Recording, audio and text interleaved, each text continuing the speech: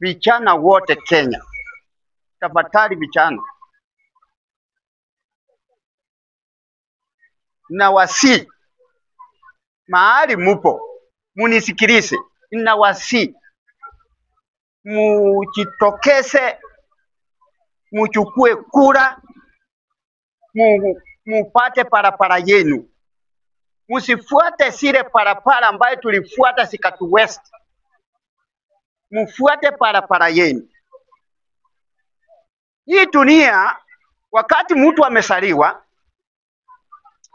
akitoka kwa tumbo ya mama yake, akiwa kwa tumbo ya mama yake anakaa anasikia vizuri.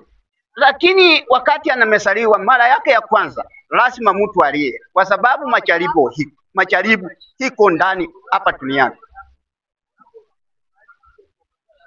Ndio nawaambia vijana, tokeni katika kwa mitalati, tokeni katika kwa raha, henda mchukue vitambulisho na mfuate parapara yenu. Muko na uwezo mkubwa wa kupatilisha hii nchi ikue nchi ya maana. Kuna kitu mwandishi mmoja alinisomesa katika kitabu cha No Longer This. Mwisho wa hiyo kitabu, mwalili wa hiyo kitabu anaitwa Chinua Achebe, alisema hivi. Hiyo ni kitu ya busara sana.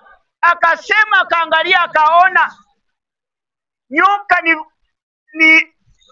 ni wanyama hatari sana, na wangekuwa pamoja, binadamu angeweza na hiyo nyoka, angewezana na hizo. Lakini kwa vile zinaenda kando kando, kutengana, ndiyo maana binadamu anacheza nao, anachiua, anachichezea, anajifanyia vile anataka. Kwa hivyo nyoka ni hatari kuliko hata simba. Lakini singekuwa pamoja, hata binadamu angeogopa. Kwa hivyo na nyinyi vijana, mimi nawaelimisha hivi.